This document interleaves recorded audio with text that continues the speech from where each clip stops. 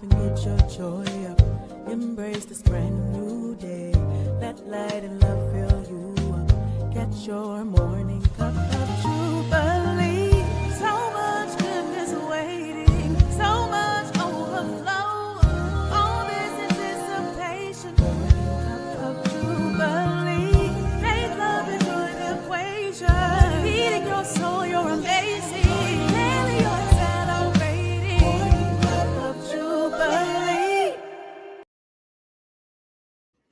Good morning. You have tuned into Morning Cup of Jubilee, and I'm so happy you're here. Listen, what if the only thing standing between you and the life you desire is the place you've chosen to live mentally?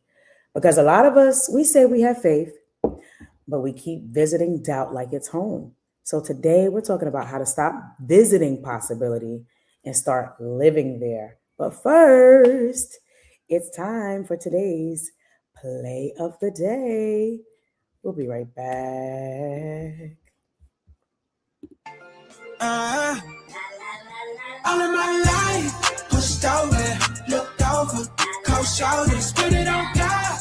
It ain't over, it ain't over, no it ain't over. All of my life, I've been beat down, it's on me now, I can see now. Thank God, it ain't over, it ain't over, no it ain't over.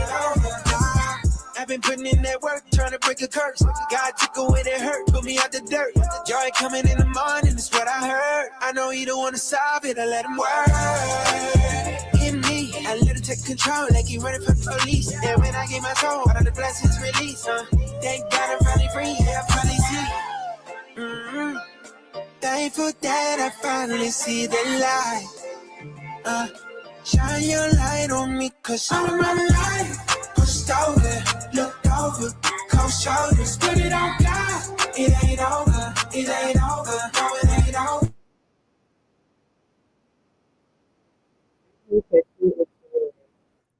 I hope you enjoyed today's play of the day. That was Jordan Armstrong. Y'all know I love Jordan Armstrong. Check him out. He has wonderful, wonderful, uplifting, godly music that I just love. And shout out to his wife too. She's a beautiful spirit as well. All right. Let's get into this, okay? I'm Jubilee. I help people heal, realign, and move forward with purpose, okay? And we're going to get into today's sip of inspiration. This is really good. This is one of my favorite teas, Bengal tea, Bengal spice tea. It's got like cardamom and cinnamon and all the goodness in there. All right, so listen. The other morning, I found myself thinking about how easy it is to swing between faith and doubt, right? Especially in the areas that actually require faith. I am not talking about the everyday things, not groceries, not the job that you already have. I'm talking about the deeper things like love, restoration, financial breakthrough, purpose, legacy, right? Having kids if you want kids and don't have them yet, right? The places where you've waited, where you've hoped, and where sometimes you've wondered, is this ever going to happen for me? And I realized something. You can't experience possibility consistently if you keep visiting impossibility. You got to live somewhere. Like you got to move in somewhere, honey. And some of us, we've been living in doubt, renting space in fear, and only visiting faith on Sundays or good days. But today, I want to invite you to move into the realm of possibilities. Because when you live somewhere, you build there. You set up furniture, you decorate, you create an environment that reflects what you believe belongs to you. And if you live in possibility long enough, guess what? Your mind, your words, your expectations, they all start to align with what can happen, not what hasn't happened yet. So I want to share 3 practical steps so you can move on into the realm of possibilities, possibilities, possibilities, yeah, possibilities. Okay. 1, believe like a child. And I want to be clear here. This isn't about ignoring your experiences. It's about reclaiming the ability to believe without conditions. Okay. Now we know that's how children do it, okay? Wouldn't you agree with me?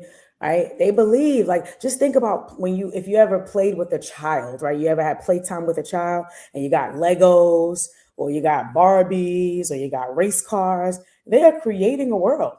They're creating it as they exist.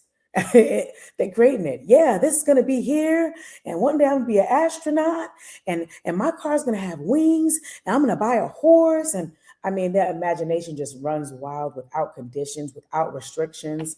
And so I really want to challenge us to think and believe like children. I'm just saying, no conditions, no backup plan, no what if it doesn't work, no over analyzing, just pure, unfiltered belief.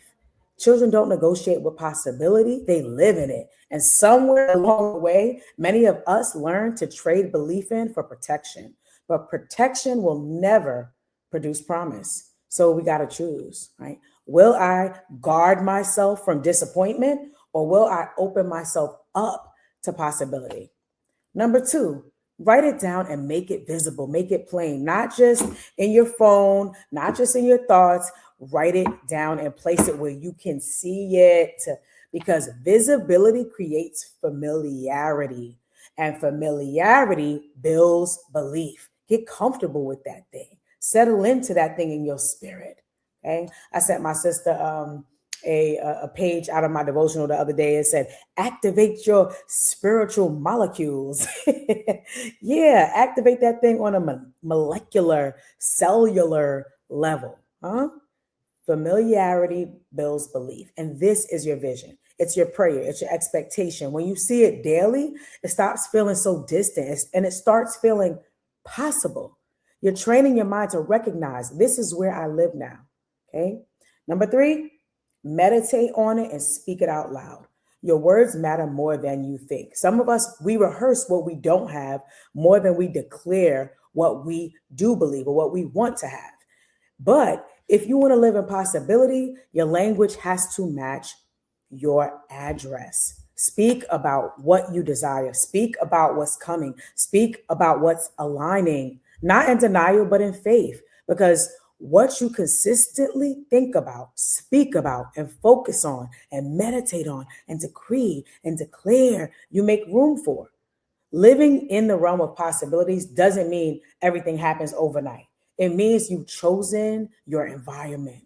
And over time, that environment will produce fruit. So instead of asking, what if it never happens? Ask yourself, what if it does? Instead of saying, what if I lose? Ask yourself, what if I win? Instead of asking yourself, what if I fail? Ask yourself, what if I succeed? Okay? And I want to leave you with this. If you truly live in the realm of possibilities where money isn't a limitation, time isn't working against you, you're not too old, and your faith is unwavering, what would you build? You're not too old or you're not too young, right? What would you build? What would you create? Okay? I want you to think about that. If this spoke to you, make sure you subscribe, share this with someone who needs it. Thank you for being here with me. Okay, subscribe to It's Jubilee TV, and I'll see you next week for another episode of Morning Cup of Jubilee. Love ya.